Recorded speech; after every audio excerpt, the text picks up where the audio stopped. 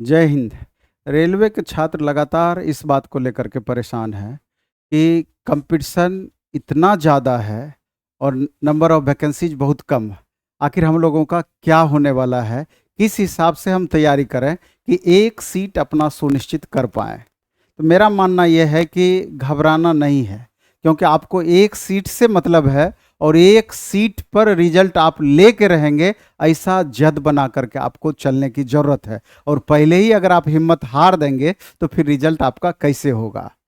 आप देखेंगे कि कोई भी कंपटीशन है, 30% ही मेन कंपटीटर होते हैं, 70% वैसे छात्र हैं तैयारी कर रहे हैं, बहुत सीरियस नहीं है, पढ़ाई लिखाई छोड़ा हुआ बहुत दिन हो गया है, क्वालिफिकेशन है, चलो फॉर्म डाल देते हैं, हो सकता है उस समय बजरंगबली सवार हो जाए। लेकिन ऐसा नहीं होता है। जो मेहनत करते हैं रिजल्ट उन्हीं का फाइनली होता है, क्योंकि कई स्टेप में आपका एग्ज़ाम बटा हुआ होता है।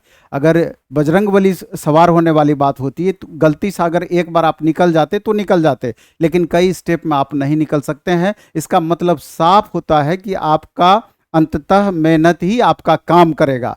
तो इसी के रिगार्डिंग की रिजल्ट के लिए इतने ज़्यादा कम्पिटिटिव माहौल में कैसे एक अपना स्थान सुरक्षित करेंगे, ये वीडियो आपके लिए है। तो इस वीडियो को आगे तक देखना है, थोड़ा सा धैर्य बना कर रखना है, ज़्यादा लंबा नहीं होगा, 10 मिनट का लगभग वीडियो होगा। आप इसको देखने का प्रयास करेंगे। आप देख रहे हैं कि रेलवे अगर की बात करें, टारगेट रेलवे, तो इसमें एएलपी का 18,799 पोस्ट की वैकेंसी आपकी अभी आई हुई है, फॉर्म भराया गया है। और लगभग 14,000 समथिंग वैकेंसी, अप्रोक्स 15,000 ही मान लीजिए टेक्नीशियन का हो गया।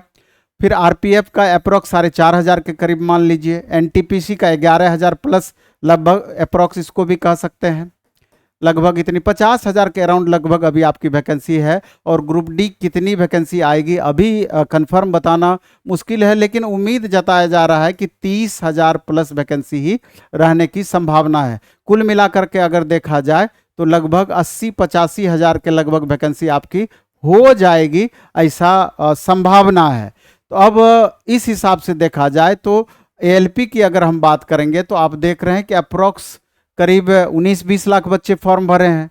टेक्नीशियन में भी अभी तो आपका जितने भी स्टूडेंट फॉर्म भरे हैं अच्छी खासी संख्या वृद्धि भी हो सकता है। इसको अप्रोक्स आप मान सकते हैं 25 लाख के करीब आप मान सकते हैं, इससे थोड़ा ज़्यादा भी हो सकता है। तो इसी हिसाब से एनटीपीसी सबसे ज़्यादा कंपटीशन जहाँ पे रहना है वो एनटीपीसी में रहना है, क्योंकि इसमें पोस्ट इस तरह का है और नॉन टेक पोस्ट है। भीड़ का बढ़ने का सबसे बड़ा रीजन ये भी है कि नॉन टेक पोस्ट है इसमें। और इसमें इतने अच्छे अच्छे पोस्ट हैं। जो बच्चे एसएससी की तैयारी करते हैं वो भी इसकी फॉर्म भरते हैं, जो बच्चे रेलवे का करते हैं तो वो तो भरते ही भरते हैं, जो कमीशन का भी करते हैं चाहे बीपीएससी हो या अदर पीसीएस का एग्ज़ाम की तैयारी करते हो वो भी छात्र फॉर्म भरते हैं। जो बीटेक किए हुए छात्र हैं ग्रेजुएशन के इक्विवेलेंट डिग्री यूज करके वो भी भरते हैं। कहने का मतलब है कि यहाँ पर पिछली बार की अगर हम बात करें तो लगभग 35,277 वैकेंसी थी और लगभग 1,25,00,000 बच्चे उस समय फॉर्म भरे थे। तो समझ सकते हैं कि कंपटीशन लेवल क्या रहना है। और ग्रुप डी की भी बात जहाँ तक है, इस बार यहाँ पर आईटीआई आपकी लागू करने वाली है, तो कम से कम 35 से 40 लाख बच्चे अप्रोक्स आईटीआई मतलब ग्रुप डी का भी फॉर्म भर सकते हैं, इसकी भी संभावनाएं हैं। तो इस हिसाब से देखा जाए तो आप समझ रहे हैं कि कंपटीशन लेवल कितना है। तो इसका और दूसरा अगर आप इसके दूसरे पहलू पे बात करेंगे तो जो छात्र एएलपी की तैयारी करते हैं निश्चित रूप से टेक्नीशियन का फॉर्म भरेंगे और निश्चित रूप से ग्रुप डी का फॉर्म भरेंगे। तो इसमें नॉन टेक सेक्शन का आरपीएफ एनटीपीसी है, तो इसमें लगभग 50% ऐसे छात्र होंगे कि जो कि इस दोनों एग्जाम में निश्चित रूप से फॉर्म भरेंगे। हो सकता है कि 50% से ज़्यादा छात्र एनटीपीसी में भरे और उससे कम छात्र आरपीएफ में भरे होंगे। एनटीपीसी में भी 2 लेवल है, ग्रेजुएट लेवल है, +2 लेवल है, तो +2 लेवल पर लोड ज़्यादा रहता है। अब बात की जाए और इसका अगर सिलेबस की हम चर्चा करेंगे तो सिलेबस में बहुत अंतर नहीं है। अगर टेक्निकल पोस्ट एएलपी की बात करें, टेक्नीशियन की बात करें, ग्रुप डी की बात करें, यहाँ बनस्पत साइंस का लेवल आपका ज़्यादा हो सकता है, रहता है।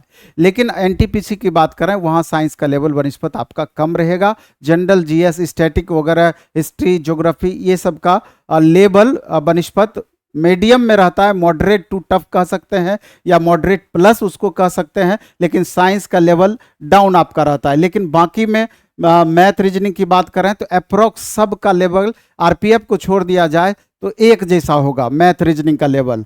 और बाकी 10 क्वेश्चन ही आपका एएलपी टेक्नीशियन में जनरल, जीएस, करंट अफेयर्स का वेटेज होता है। तो सिलेबस लगभग सबको पता है, क्वेश्चन का लेवल भी अप्रोक्स सब जगह एक जैसा है। तो तैयारी किसी भी पोस्ट के लिए करें, सभी पोस्ट के लिए आपकी तैयारी होते चली जाएगी। और कितने दिन का समय है ये आपके लिए महत्वपूर्ण है। तो आप समझ सकते हैं कि सबसे पहले जो एग्जाम की संभावना है, सबसे पहले जो आपका एग्जाम हो सकता है, तो सबसे पहले किसका एग्जाम हो सकता है? तो सबसे पहले आपका एएलपी का एग्जाम हो सकता है। उसके बाद हो सकता है कि टेक्नीशियन का एग्जाम हो जाए। इसी बीच में आरपीएफ का भी आपका डेट दे सकता है, तब जा करके एनटीपीसी सबका डेट आने की संभावना रहेगी। और एएलपी का एग्जाम का जहां तक सवाल है, तो नवंबर मिड के बाद, नवंबर मिड के बाद कभी भी आपका हो सकता है।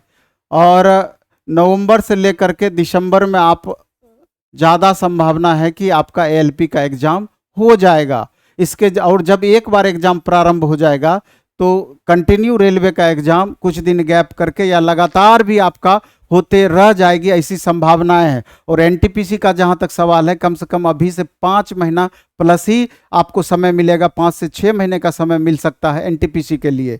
तो मेरा कहने का ये मतलब है कि अगर आप इसमें 2 तरह के छात्र हैं, एक वैसे छात्र हैं जो कि 3 साल, 4 साल, 5 साल से तैयारी करते आ रहे हैं, एक वैसे छात्र हैं जो कि करेंट छात्र हैं।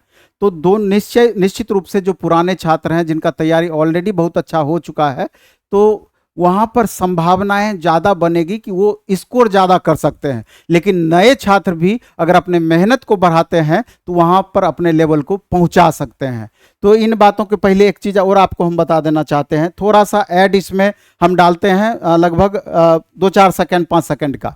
एक रेलवे का स्पेशल प्लेटफॉर्म के द्वारा, प्लेटफॉर्म के बेस्ट फैकल्टी के द्वारा भारत का सबसे सस्ता बैच मात्र 499 रुपये में, जो 4 महीने तक ये बैच चलता आपका, प्लेटफॉर्म बाय नवीन कुमार सिंह ऐप जब आप डाउनलोड करेंगे तो ये 499 का बैच दिखेगा। इसमें मैथ, रीजनिंग, इसके अलावा जीएस में साइंस प्लस आर्ट्स, सब सब्जेक्ट के अलग अलग टीचर, 4 घंटा डेली, और लगभग 4 महीने तक ये बैच चलेगी। NTPC, group D, LP technician, सब में ये आपका काम आना है। और अभी एक स्पेशल ऑफर दिया गया है, उसमें दुर्गा 30, ये कूपन कोड है, दुर्गा 30 करके कूपन कोड अप्लाई करेंगे। ये 3 अक्टूबर से लेकर के 13 अक्टूबर तक ये ऑफर है। तो ये दुर्गा 30 करके कूपन कोड लगाएंगे तो 499 में भी 30% लेस हो जाएगा, यानी कि मात्र 350 रुपये में पूरा 4 महीने 4 घंटे डेली क्लास कर सकते हैं।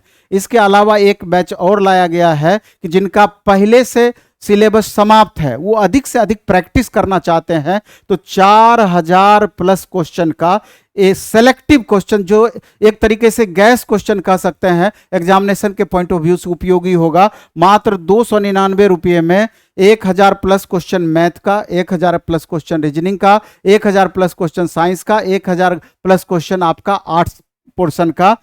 इसका डिटेल सॉल्यूशन आपका 4000 क्वेश्चन का मतलब है 15 से 20,000 क्वेश्चन आपका तैयार होगा। और इसमें भी दुर्गा 30 करके कूपन कोड लगाएंगे तो 30% लेस हो जाएगा, यानी कि लगभग 210 रुपये में ये पूरा कोर्स 4000 प्लस क्वेश्चन 4 महीने तक चलेगा। 50 रुपया पर मंथ भी नहीं पड़ा, तो इसका लाभ आप उठा सकते हैं। और इसी का एक कम्बो है, यही वाला दुर्गा 30 करके कूपन कोड है, और उसी का कम्बो है जो कि 699 रुपये है, तो उसमें भी 30% लेस हो जाएगा, तो वो दोनों बैच आपको मिल जाएगा।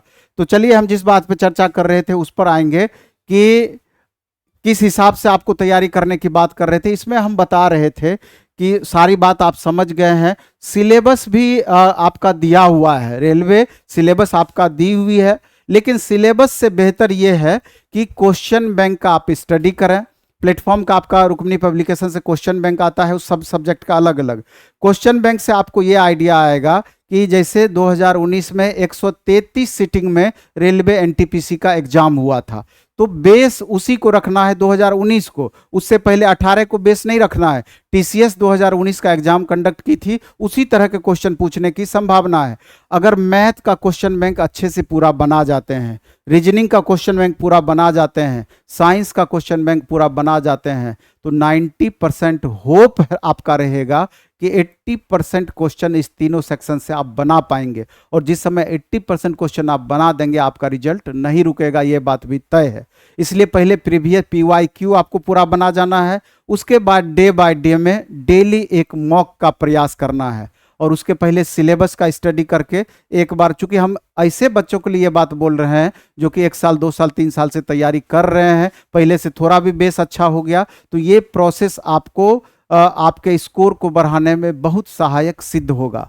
और अगर संभव है, आर्थिक रूप से अगर आप थोड़ा मजबूत हैं, तो प्लेटफॉर्म पटना आप 3-4-5 महीने के लिए आ सकते हैं। यहाँ रहने वगैरह की व्यवस्था हो जाएगी, उसमें दिक्कत नहीं है, क्योंकि यहाँ हजारों छात्र एक साथ बैठ के टेस्ट देते हैं और एक अलग सा माहौल रहता है, तो उसका लाभ उठा सकते हैं। नहीं तो ऑनलाइन मोड में प्लेटफॉर्म बाय नवीन कुमार सिंह ऐप पर सारा चीज़ उपलब्ध है और एकदम मिनिमम कॉस्ट में। तो उम्मीद करते हैं ये बातें समझ में आई होगी, और इसको फॉलो करके आप बेहतर से बेहतर अपना परफॉर्मेंस को इम्प्रूव कर सकते हैं। सिलेबस के बारे में बताएं, PYQ का क्या इंपॉर्टेंस है, इस पे चर्चा किए। पहले चैप्टर वाइज अच्छे से एक बार बना जाना है, फिर मॉक का लास्ट में प्रैक्टिस करना। यही तो 4 स्टेप है, इस चारों स्टेप को फॉलो कीजिएगा, आपका स्कोर ऑटोमेटिक अलग हो जाएगा। ऑटोमेटिक आपका अगर 70% प्लस 75% प्लस जाने लगेगा, 70% के अप्रॉक्स आप मार्क्स लाने लगिएगा, तो समझिए कि पहला चरण में आपको दिक्कत नहीं होगी, और दूसरे चरण CBT 2 का भी लगभग यही सिलेबस होगा। धन्यवाद।